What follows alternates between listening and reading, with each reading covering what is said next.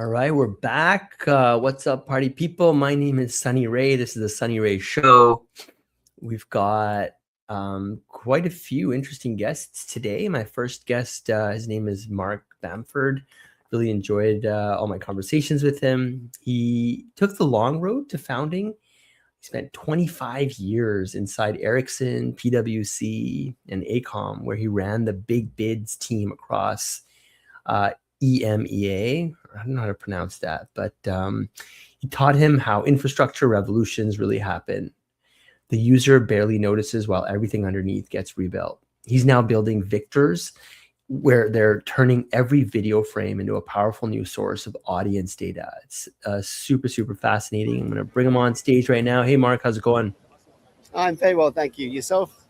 Is it? Yeah, I'm well. Is it? What does that EMEA stand for? That's a Middle East, and what is it? Yeah, it's EMEA, is Europe, Middle East, and Africa. Sometimes Right. you get Europe, Middle East without the Africa. Sometimes you get, well, normally it's Europe at the beginning, and then obviously MEA is Middle East and Africa. So it really depends on where you're coming from. I must admit, I've worked in tech for a long time, and I'm not a big fan of all these acronyms that are floating around because people use them too freely, and sometimes it's easy to use whole English words, I guess. Yeah, I know somebody who's been doing global business development for 20 years. You'd think I'd know how to, pull that one off, though. But anyways, so Mark, you seem like you're in a vibrant, lively environment. I guess where are you right now? Yeah, so coming to you from London, King's Cross. I just had some meetings today with Havas Media, one of the largest advertising agencies in the world. Universal Music is behind me. Google's old office is over here, and Google's new office is just over there.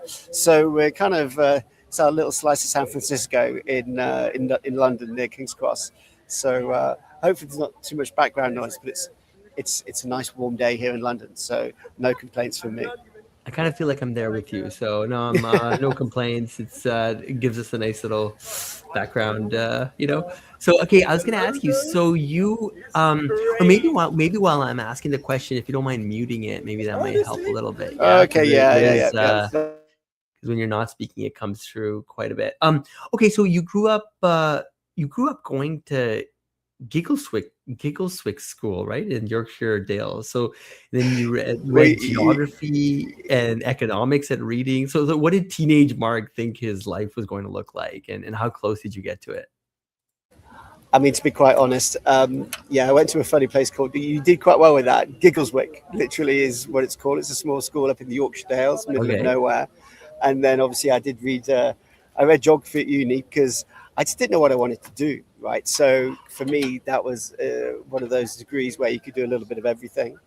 I really didn't know what I was going to be doing, I guess. I come from a family that had a pretty tradition. My dad was an engineer and worked at the same company, I think by the time we retired, for like 30, 40 years. And what I would observe is those jobs don't really exist anymore. The 30, 40-year career in one place just doesn't really seem to be what people are wanting to do these days or can do these days. So, I think my dad's still scratching his head as to what am I actually doing, in the world of startups. As you mentioned, it took me a little while to get to this one or to get into this space. But certainly it's been an incredible ride so far and exciting every day. So, yeah. And your first big chapter was Ericsson. Right as telecom went from analog to digital. So, you've said the user experience barely changed, but everything behind the curtain did, right? So what did living through that shift teach you about how infrastructure revolutions actually happen? I think a key part of that for me is, I think the thing you got to recognize, whether it's, Web 1, Web 2, Web 3, digital, analog, all these things. At the end of the day, in the mobile world, it was like, well, I just want to have a phone conversation with someone. And originally that was analog, and then they went to digital. And that sort of changed everything. And then obviously since that happened, then we get into apps and to different kind of interfaces that phones aren't really phones anymore from that perspective. They're computers in your hand. So I think for me as well, while the user experience has changed a bit, on the mobile side, what we look at today, when we look at the advent of Web3 and blockchain and all that kind of thing, I would say the most successful technology projects are from my perspective, ones where the audience don't even know what's underneath it, what's the infrastructure underneath it, that they're just having a better, smoother, more enjoyable, frictionless experience. And finding in our world of victors, they might be watching a video. I've always wanted to know what baseball cap that was or what location it was in. I'd want to talk to Mark and connect with him, or book a ticket for an event, or find out what makes him tick, from maybe a charities or purpose perspective. This is essentially human curiosity that we're looking to unlock within the context of a video at Victors. So the user experience does change, I guess, in our world right now. But it's really tapping into something quite basic, which is, video is awesome and we want people to connect more deeply with it. And we just enable that. And to become the infrastructure layer that enables that transformation is really what we're about at Victors. Yeah, I was going to ask you another question. So around you at AECOM, you ran the big bids team for EMEA. Like you're mentioning, chasing enormous contracts. So what does bidding for mega projects teach you about persuasion and about losing that, a business school never could?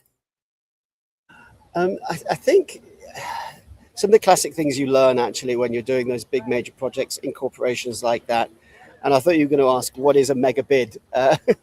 And these are, just to put the context to it, these were bids that were worth up over 400 million or anything and above.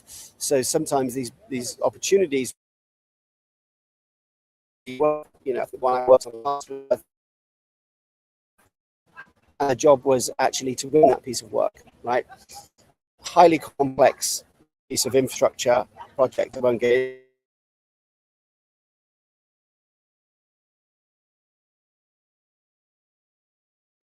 Uh-oh. Hey, Mark, can you hear me okay?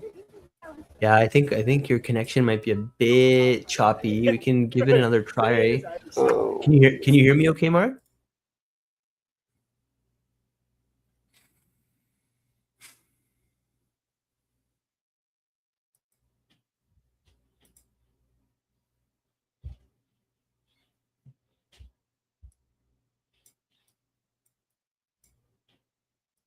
I think I've just come back.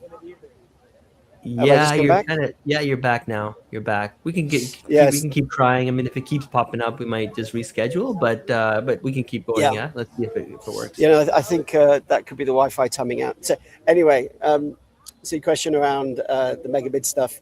I think the thing I learned from doing all of that stuff is actually, while these big bids have big dollar figures next to them, that actually it's sometimes just the fundamentally simple things of strategy that you need to keep your eye on the ball for.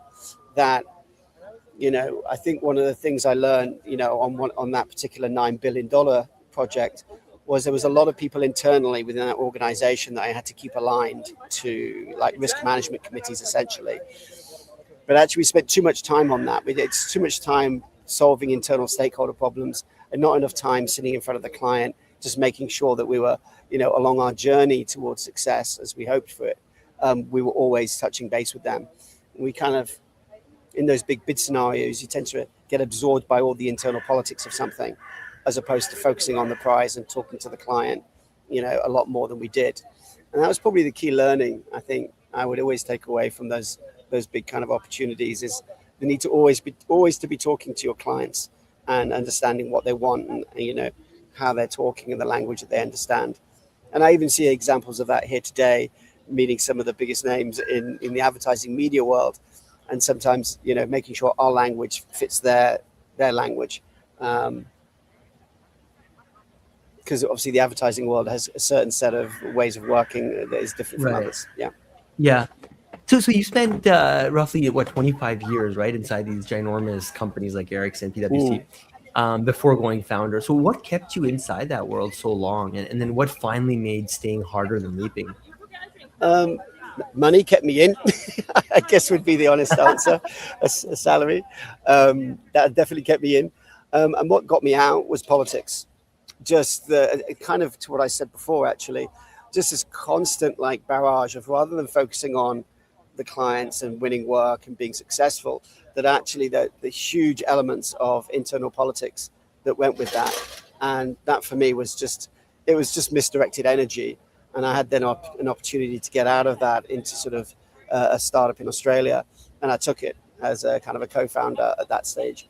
So, which certainly I did not do that for the salary. I think what I would say, I was talking to some friends in Dubai at the time, and I was explaining my two opportunities. One was back in a corporate, and I was going to make nice big fat salary, and the other one in this startup where I'd get essentially no salary. And the question I asked them was, which one do you reckon I should do? And by the time I explained both those scenarios to them, they said, we already know which one you're going to do, because just talking about the corporate job, you're flat, you're almost bored, you're worried, you know you're getting back into something that you're not going to enjoy, versus speaking with passion and purpose and excitement and engagement on the idea of going to do something kind of bold and new. It was a kind of like the answer was in the behavior. I knew the answer myself. I just never sort of maybe put my finger on it from that perspective. Actually, I was going to ask you about that. So it was March 2020. You pulled together something like 24 technologists, data scientists, and lawyers who had mostly never met, all working for free and shipping a working COVID contract tracing app in 4 weeks. Can you walk us through those 4 weeks? What was that like? Well, this was COVID, and I think we all kind of started that in sort of March 2020. Here in the UK, that's when really lockdown happened in its full form. And so I'd come from this background of mobile phones in Asia and all this kind of stuff, and I kind of was looking at what was going on planet Earth, or at least in the UK at that time, and I just didn't understand, knowing what was going on in markets like Korea, Taiwan, even Vietnam. I pick on Taiwan as a good example, where the government had apps to sort of help manage COVID, distribute masks, book people in for their injections, and there were all that kind of, it was very digitally enabled in Taiwan. And I just scratched my head thinking, why on earth have we not got that here in the UK? And with my kind of weird network, I reached out to some of the guys at big tech that I knew, and I reached out to some of the senior people in the UK government that I knew. And I just asked, what are we doing to actually just use the technology, the most powerful computer that everybody has in our hand, to help get us back to normal, or to at least create normalcy as much as we could. You've got this incredibly powerful thing in your pocket.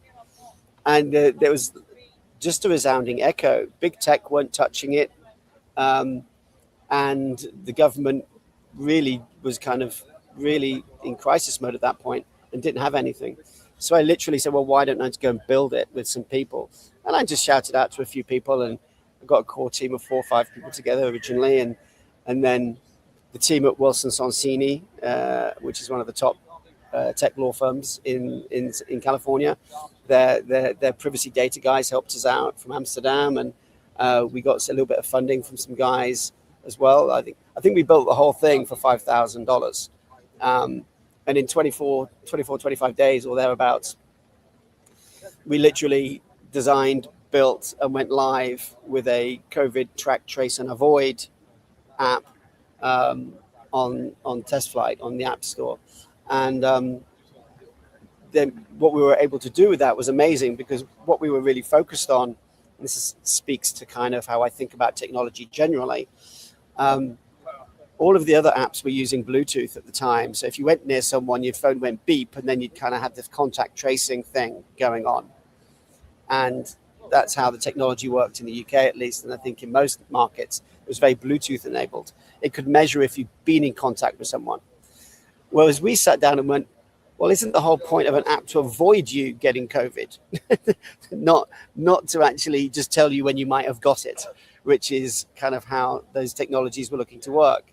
And I was like, well, then you would use GPS, and you would be able to track someone's location down to a kind of a micro level using different levels of GPS, and help people avoid crowded spaces, allow them to sort of see how much risk they were putting themselves at by walking through a crowded street or going to a Trafalgar Square, which was full of people or something. And so people could actually make choices to reduce their own risk and avoid getting COVID. And this for me was always the very sensible thing to do. And because I always say with technology, you've got to make sure that you provide value to the customer, and a reason to use your tools, not just as it turned out, with COVID apps, very punitive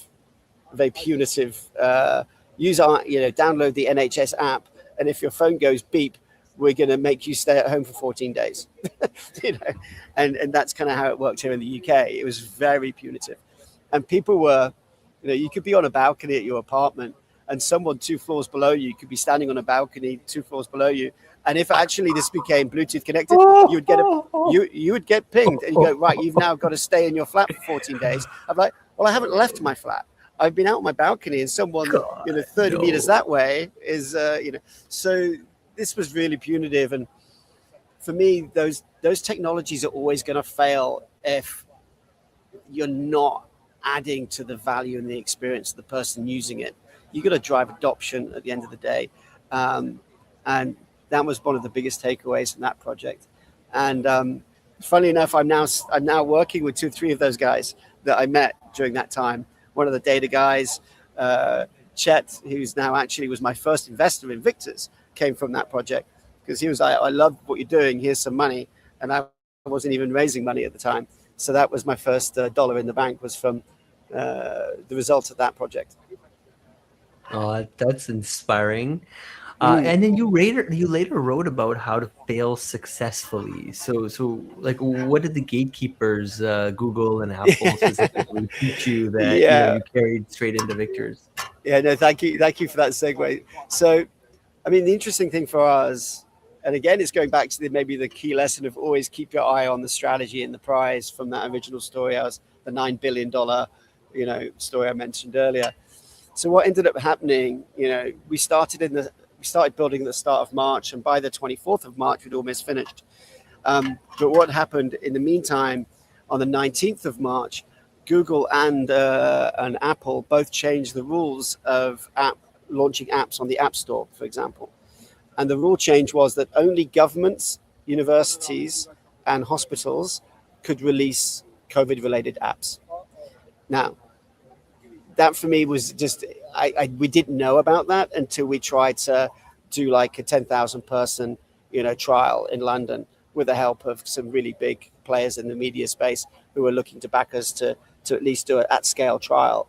So we got stopped from doing that because we couldn't do, they wouldn't let us on the App Store to do that many users in test flight. And the reason for that was quite simple. I never really got a good answer on this, but I think what I can kind of live with is I think some quite horrible people during COVID worked out they could create gambling apps on where the most deaths was going to be the next day. And people are gamified and turning it into a gambling app that you could actually bet on where the fatalities were going to be most. And then you would win. It was like betting on the horses. And when that came out that someone had done that, then the governments came down, and Apple came down, and Google came down like a ton of bricks and said, that is not going to happen anymore. We're only going to allow governments and universities and hospitals to have apps on the App Store, which is the correct decision given that scenario. I mean, that's a horrible, horrible, horrible thing that someone was trying to do there. And but what I did find frustrating is I don't think there's many techie people out there that would say that universities, hospitals, and governments are very good at making tech and releasing it fast and making it work and creating value for audiences and protecting them. And in that way, I mean, I guess it came true that, in the UK, the NHS did build an app. It took them 6 months and billions of dollars to build this thing. Actually, I'm not going to name the consulting firms that you can imagine were literally, we had a 1-hour meeting with 5 or 6 of the government people when they were interested in what we were doing. And they asked us questions about why did we use GPS and not Bluetooth was kind of one of the key questions. And at the end of the call, I just said to the guys, that meeting has cost the government more money for the 1 hour for the consulting fees that those 6 people have charged them than it did to build our entire platform. That 1 hour meeting, because there were 6 people on there charging $1,000 an hour. And I'm like, it only cost us $5,000 to build this thing. These guys have just spent more money in the hour asking us how to help solve their problem. So there's a little bit of bitterness there, maybe, a little bit of greed. But But to be honest, the success of that article that you saw about how to fail successfully, the learnings out of that, the friendships out of that, the purpose it gave all of us at a time when we're all floundering to find what's happening on planet Earth. Everybody in the UK was furloughed and people were out of work and worried. I mean, that's why I started it a bit, because my team suddenly found themselves, quite a young team, not able to do the stuff they were meant to be doing because we couldn't go out and meet music artists in nightclubs and events and, kind of press the flesh and shake hands. We couldn't do any of that. So we were like, do you know what? Let's just build this thing on this, in parallel to our technology build of Victor's, which was already happening offshore. We just did this in parallel. That's fascinating. So before Victor's, you were also the chief commercial officer at Tagflix, right? You were connecting brands to consumers through video. So what did you see working there, and what did you see breaking that convinced you that the real answer had to be built from scratch? Yeah, so I think the guys at Tagflix, that's the sort of the project that I got excited about when I was offered that corporate job, and I got the choice between corporate and startup, and I went to Tagflix, as you say. I did that for 3 or 4 years, and I think the thing I learned there, probably the most important thing I'd learned there, is firstly not to over-engineer without going to market. So this was well before the time of AI and really fast iterations and all that kind of stuff at the speed at which we see it today. Certainly not a little bit more of a traditional kind of build software, launch it, test it. But I think the thing I learned there really was, build something, don't over-engineer it, go out and test it, get customer feedback, get client feedback, then iterate, then change and move on. So that was really something I learned from that experience. And the second thing I learned there, I guess, was technology is not the answer to it. We might be a tech company, but technology is not always going to be the answer to everything. There is quite often at Victor's, we would see we would take technical problems and solve them with a practical solution because it makes more sense to do it that way. A good example of this is one we've actually been discussing today, which is, I'm not going to get into the minutiae of it, but I'll try and set the scene here. In the world of video and commerce, if I'm to use an affiliate network and I allow someone to buy something off Amazon, for example, there's all sorts of rules from Amazon, like how many sales you have to get before they pay you out. And when they pay you out, it might take 30, 60, 90, 100 days before you get paid. So there's this massive lag between the consumer that's watched your video, buying your headphones you're wearing right now, right? Buying those things, and you seeing the $10 commission that you're owed from it. That could be 200-300 days away by the time you've gone through all of the machinations of affiliate. And someone in the business, when we were workshopping this the other day, said, well, if we can get our traffic, aggregated traffic across multiple clients to a big enough level, and if we've got data that proves these transactions have happened, we could just go to a bank and do invoice financing. So for every dollar, we just say to a big HSBC bank, hey, pay us out 90 cents in the dollar of what we're owed as soon as we've owed it. And then they can collect that money, 100 days later or 200 days later. So actually, why it's a technical problem of how the affiliate market works, you can actually solve that with a very practical banking partner if you can find one. But it's using a business rationale to solve, in that case, a commercial and technical problem. And I think that's the other thing I learned from the guys at Tagflix as well, was don't always look for technology to solve every single problem. Think of it as a business that has, other ways in which you can solve problems as well outside of just pure tech. That's awesome. So take us to the actual moment, right? So when did you first look at a music video and realize that the view, the metric, the entire internet runs on was telling you almost nothing? Well, I think the trigger point was finding out at a conference in Los Angeles that it was actually a chap called David Bakula, who was the senior guy at Nielsen Research at the time for music. And he put up 2 slides. First slide was, this is all the revenue in the music industry and it had all the typical things, CDs, vinyl, publishing, sync, and of course streaming. And at that time in 2019, almost half of the revenue in the music industry was from streaming, and then others from like CDs and downloads and stuff like that. But his second slide was then like just a pie chart of all the total streams of music on planet Earth. I think it was about 2.2 trillion streams of music. Now, at that time, only 35% of music streams were sound. 65% of music streams were video. And so I was coming from a video background, looking at this at a YouTube sponsored event, and I kind of put my hand up. I'm a bit confused. Where's all the money? I can get with it. 35% of the sound streaming is almost half the revenue in the industry today. Where's all the money for the video streaming? And the answer off stage was a resounding, oh, we just call that the value gap of video. It's just on YouTube. It just doesn't really create revenue for the industry at the time. Now they've readdressed that, and I don't want to pick on them too much, but that was my burning moment to go, hang on a minute. In a market where music artists don't make money, especially smaller independent ones, how on earth can we be just giving like a nice business term to something like, oh, that's the value gap of video, and be comfortable with that? That 65% of someone's asset is not being valued, is being given away actually by YouTube. And I would question, without getting myself in too much of a libelous situation, that value wasn't getting back to the content creator either, that it was kind of stopping at the big tech front door and not going too much further.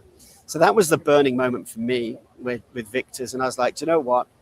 Music videos, for me, I'm not a big music guy, but I recognize the fact that music videos are some of the most powerful cultural videos that we have. I'm surrounded by, Google and advertising agencies. Music videos are like the biggest adverts on the planet that have never been monetized. And that for me was, at the time in 2019, like a real, we say, red rag to a bull. I don't know if that translates so well into the American market. Certainly that's okay in the Spanish market. They like their red capes and the bulls. But for me, that was really my kind of aha moment. And I was like, do you know what? Having built and done what I'd done at Tagflix, I then said to those guys, look, I'm going to move to London and see if I can, address this problem in the UK. And the name of the business, Victor's, actually is based on that. So the name of the business, to sort of demystify that, was named after the first music video on MTV was, and I shan't ask the audience because no one can say anything, was Video Killed the Radio Star by the Buggles. That was actually the first video that ever aired on MTV. And so that's where the name came from, in that typical way that the .com was available for $1. So I bought it, and we've stuck with that ever since. Even though over a year ago now, we pivoted away from music largely. We've done stuff in US politics. We've done stuff in cooking. We've got client conversations going in the travel. I've come from a travel and tourism board here in London, looking to use it now as well to transform how they're using video, to turn the curiosity that video creates into actual measurable value. And that's what we're doing at Victor's. Yeah. Such a massive opportunity. So Mark, you have a line that I love. YouTube counts views, Victor's measures value. So can you unpack that for someone hearing it for the first time? Like, what's trapped inside of a video that a view count will never show? Yeah. So, I mean, this is really two simple things. Most people know that YouTube, you're really not successful and you're getting millions and billions of views. And the reason for that is that they really want, the view is the main metric of value, how many people have seen that video. Whereas at Victor's, we're actually more interested in what value did a single view create. So YouTube is a mega view model, and they're very good at it. And I congratulate them for that. But we were like, actually, wouldn't it be cool if a single view could create value? And so when someone's watching a video, like you were watching me in this video, You might want to know, what watch I'm wearing, or where I'm sitting, or what are my headsets, or what's your headset, or how do you book me? Whatever the curiosity is, like how do you get hold of me and book me for a meeting, or whatever that thing may be, right? Video is awesome at creating curiosity. We're just converting that into an output and measuring that journey of discovery, engagement, and outcome. And that measurement of value, almost down to a per frame basis, is saying that every frame of every video has value. We're just unlocking that. Whereas YouTube's not really bothered about the video, actually. Its business model is the more what's surrounding it, like the advertising spaces before it, after it, and of course, annoyingly, interrupting it and in the middle of it. So this is what we mean by the fact that YouTube is counting views. We're measuring value. That's really where that comes from. So like you mentioned earlier, you started in music on purpose, and you've said that it is the most complex rights environment on earth, right? So if you can build it there, you can essentially build it anywhere. Why pick the hardest room in the building? Because I'm an idiot. That would be because I'm stupid. Because that's what got me started originally. I think it's a little bit of a. I think as an older guy, as we started talking today, like it took me 20 years to get into the startup space, and 25 years to get to where I'm at now with this. And I think there's a little bit more of I fundamentally believed that it was the music thing that got me embroiled in this thing, because the injustice of music artists that have 5 jobs to try and get their career started. Why is it that way? And with technology as it is today, there's lots of middlemen that aren't really adding value and are taking out of the ecosystem. And with technology, we can just, I've been sat with an advertising agency here today, and the guy's like, we actually get the data that you're talking about here. We have to get from 5 or 6 different locations. And even then, it doesn't really match up. What you're doing is giving us data from, the curiosity point all the way through to outcome. That's all in one place. So that should create value for music artists. So I think for me as well, what we said, that's kind of more generic position. What I would say, which I still think is true, is that if every single video view can create value, actually the place to start is where there is independent content creators. And that could be small brands, small music artists, small makeup artists, small, skateboarding, influencers, whatever they may be. It's easier for me to go and have a conversation with a brand new piece of tech and say to an independent styled creator, hey, we've got this thing, this is how it works. Do you want to do something? They would say, great. I just shot a video this morning. I'll send it through. You could be live by tomorrow, proving your use case. And that was what really got me into the independent side of music originally. And if you can do that a bunch of times, then actually you can go to the middlemen and then eventually to the big men and say, hey, look, it's already working. Because the only difference between a young music artist like Georgia Rose, who was a country music artist, one of our original batch, and Taylor Swift is volume of views. But the technology is exactly the same. And it's a lot easier for me to get things up and going with the small independent Georgia Rose than it is to get Taylor Swift on board from day one. So that's really about business strategy and how to sort of step out your growth. Don't try and go to the top shelf straight away, because you won't have the leverage to do the deal probably in the right way, and prove that the tech can work. And that's really where I came from, was originally wanting to just prove we could create value. And we've done about 33 live music video projects, small independent artists. And what we've measured that we're now looking to scale and monetize is that, on average, we can generate around 150 times more revenue out of a single view when compared to, if I compare to YouTube, I compare too much to YouTube, but that is kind of the sort of the well-known industry player. And in some of those videos, we're measuring up to almost $1 per view which is 1,000 times more revenue per view than YouTube. And now obviously that's not including the value of all this data that we create of like what's popular in the video. That actually YouTube can't even do that because it doesn't actually care about what's going on in the video. That's what we measure. That's the big difference, as we started saying before. So we're really bringing two big things to the table. One is the data insights to empower content creators, and the second is then the commercial output of every view. And both of those have a place in our story as we move forward. Even though as a business we're really leaning into the data side of things and handing most of the commerce value back to the content creator. But that's kind of how our business model works. This year, an AI sprint took your video processing from 7 days to about 7 minutes at roughly 80% tagging accuracy. So how did AI change not just your speed, but what Victors can actually become? Yeah, I think for us, this was a really simple thing. While we actually focus on it, like every frame can create value effectively, every view can create value. We want to be able to we need to scale to attract investors. We need to be able to scale the ingestion and the processing of videos.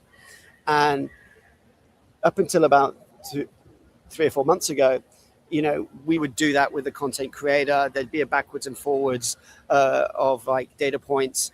Mostly content creators do actually know what are the things in the videos that they want to promote to their audience in a way or make them aware of. So that data did exist. We were just kind of collecting it in a fairly man and machine kind of way. And so, but when coming across potential clients like L'Oreal as one of the top tier makeup companies on planet Earth, and they were like, well, we have thousands of videos. We then were like, okay, well, let's solve this problem. And I won't necessarily get into how exactly we did it, trade secrets and all, but we are now able to put a video into our system and actually accurately tag multi-brand videos to a degree of 80%. And that's drawing on, bringing in the images, the price points, the destination where that shopping is available, everything. And we can do that. It's actually really quick. We said, I think, went from days down to minutes. And so for us, this was really just standing up the tech to prove we could create more process more videos. But I guess the main message, if I just pause for dramatic effect to emphasize this point, the more processing of videos we can do, the more data we can create. And the more data we can create, the more valuable the business becomes, and the bigger the moat of the business becomes. And for people like L'Oreal, if they did become a client, the data that we're providing to them is proprietary. They're not getting it from anywhere else. It's first-party data. They then become dependent on that because when they make their next video, they're using the insights that we're generating for them from their first batch. And then their first batch turns to second batch, third batch, fourth batch. And this becomes a compounding loop of value of data to the likes of L'Oreal. And it's very difficult for them not to continue using us because they're just seeing the value of it and it's improving their yields, cycle on cycle on cycle on cycle. And as they invest in that, that becomes, in many ways, our value. The data is our moat, as we would say in defensibility. It is the valuable asset we create. AI is just enabling us to maximize the volume of it. Got it. And I would say this in any AI scenario. AI is just a tool to access information in a far smarter way. It's still running on data. And if your data is actually proprietary and it's owned and it creates value for your customers, you're kind of going to be locking them in to a relationship with you very quickly. And because they're dependent on you for them to be able to drive yields, be more successful, create new audience experiences, and drive ROI in whichever way that they see fit to measure ROI, from brand awareness all the way through to sales. So, yeah. Fascinating. So Mark, bring us to today. What is Victors right now, in your words? And, what does a viewer actually experience the first time they meet a Victors enabled video? Yeah. So it's always easy to show people, which we shan't do that here today because it's a chat. But it's very simple. You would normally, we've built the business as a web embed, so to say. So it doesn't sit within the walled gardens of YouTube and social media. Those environments won't let you in. Generally speaking, I can't change the user interface at YouTube and hack their business with their permission and make value in new ways. That is potentially something we will look to do in the future with YouTube, potentially as an exit point, of course. So audiences would normally go to the websites and the publishing magazines or the blogs or the podcasts where they would normally consume these things from a video perspective. And, you know, music artists on their own websites. We're talking about travel destinations earlier with, you know, microsites and blogs, but also in magazines and publications. So in the music world, that would be the Billboard magazines and the Rolling Stone magazines. There in the travel world, it's Condé Nast Traveler and Vogue magazine and, you know, National Geographic, whatever it may be. So these are our two distribution channels owned by the content creator and the media channels of publications. So that's where they would see the Victor's enabled video or consume it. Now, these are more engaged audiences as well. So again, we're not playing this mega view game where the more views you get, the better. I'm doing quality over quantity. This is really important. That actually, that is a key part of what we're doing. And in terms of the second part of your question, what does the user experience is when they're watching the video here on desktop, at least, on the right-hand side, they can watch in full screen mode, but if they're curious about something, they can just escape and go to what we call discovery mode. And on the right-hand side of the page is like a runway of products and things that is linked to the video in kind of a time link. So if I see, you know, let's see if I put some sunglasses on now, which I haven't got, well, actually put my baseball cap on now, then on the right-hand side of the screen, the baseball hat would appear and I could click on that and buy that much. And so that's how that works. It's kind of an interface that sits relatively elegantly on the side of the screen.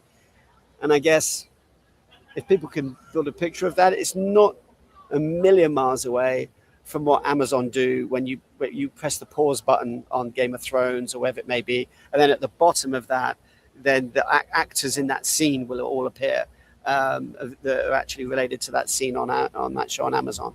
So that's Amazon X-Ray. So it's kind of like if Amazon X-Ray was, you know, 10x what it is today, then this is kind of what we are. That's wild. That's wild. And I mean, your exits could be potentially Amazon, Google. I mean, I'm sure all of these guys, they're sitting on a mountain of data. They could control a lot of the content and they have the AI tech and, you know. It's about speed, right, at that point as well. Yeah. I mean, I get asked all the time, can't YouTube just go and do this themselves? Right, and, I was going to ask. You know, and I don't want me to be facetious, but YouTube or Alphabet have more money than most and can do anything they want. But what do they actually do? And if I look at YouTube and someone says to me, oh, YouTube can just copy you, I'm like, well, I'm not going to necessarily, that is possible. But if I look at YouTube 10 years ago and I look at YouTube today, it's exactly the same, virtually. I mean, it's not as if, you know, it's unrecognizable because they've innovated so much. No, they know what they're good at. You know, what I would say is kind of like, you know, is that YouTube is very good at doing what it does, which is serving adverts, you know, and they're going to just serve more adverts. Their factory is, you know, pumping out adverts. That's what they do. They don't really care about the video. The video is just a means to an end to get more virality, more gamification, more addiction, more views. So for us, you know, we feel pretty strongly that we have the talent within the team to scale this business. We're pretty bullish that while there is competition out there, I thank the Lord for it. Because, you know, I'm a big believer there's no such thing as competition in our space. I don't think, you know, there's enough potential and opportunity out there for everybody that's playing in this space, in my view. And we have an English saying, which is a rising tide lifts all the boats in the harbor, you know, and if I was doing this on my own and there weren't some competitors out there like Fireworks or Cinematic or even the shoppability aspects of TikTok and others, this is shifting user behavior into a space where they actually just want to take action faster on something they're inspired by. That's literally all we're doing. And the more companies doing that, the better, because actually it's shifting audience behavior in our direction as well. I would argue if we were the only people doing it, I would be a bit worried because that would make changing user behavior extremely difficult if we were the only people doing it. So yeah, from the competition perspective, there's another much longer conversation to be had about the different areas we operate in. But at the end of the day, yeah. Yeah, no, I was gonna say, Mark, let's do another one. I don't know, no rush, but in the next couple of weeks, I kind of didn't get through even half my questions, but we are kind of at the end of our time. I want to be respectful of your calendar. I know you're on the move, but just help me land with this one, right? So 10 years out, if Victor wins, or when Victor wins, what dies? The view counter, the pre-roll ad, the middleman, and what would you say to the founders being told right now, don't bother, that it's too hard, essentially? Yeah, I think that's 10 years out. That's a really good question. I think for me, if I go back to my type, right, which is, we've created a model whereby even small content creators can actually earn a living revenue from their small numbers of views. And while that sounds like a fairly kind of looking at the bottom of the ocean, what I would say that flows up massively. So even in just the music space, if artists can make money on their own, do they need labels anymore? Not really. I'm sitting in front of Universal Music, which is essentially a venture capital company that's focused on music and just gambles their money on music artists. And we all know that there are challenging stories around how when artists are signed up to labels, sometimes that works and sometimes that doesn't. So for me, sort of the 10-year view is really seeing where, content creators are having much more control of their content, much more control of their commerciality, and much more richly rewarded. That's one aspect of it. The second aspect of that, which I think is perhaps more the visionary, actually more the human side of me. I have a 2-year-old daughter now, and I do believe that the business model of social media and YouTube streaming, as it is today, which is really focused on algorithms and ad sets and gamification and clickbait and addiction and all the problems that we see in society that is driven by this need to keep serving ads and collecting cookies, is kind of a broken model, right? And I see that, when I see families on the news in the morning here on Breakfast TV saying about, addictive behaviors and harm that's been caused by videos and all this kind of stuff. And while I'm not saying that Victor's has the solution to all of that problem, what we have at least so far proven is that if we put quality over quantity, if we get rid of the advertising model and stop this urgency, this fast urgency, more and more and more and more and more, and slow it down a bit. When someone's watching video, let them connect with someone in a group, let them learn something. Sure, let them find out what product something is and maybe buy it, but actually put more authenticity and slowness around that experience. And for sure, that serves my purpose. But that creates a business model where algorithms and gamification and addiction are potentially diluted somewhat. And certainly, I think it's would I say healthier? I will say healthier. It's a healthier business model that could be an alternative to the business model of the mega platforms. And that's something truly noble to explore. That, as I say, I'm trying to use my word carefully. I get sued by anybody, but at the end of the day, it's one man's opinion. Is that if we can create a business model that is actually alternative to some of these existing business models, and we're the ones at the forefront of that, that's driving those platforms like YouTube and other places to have different areas which are safer, potentially, environments that don't run on algorithms so much.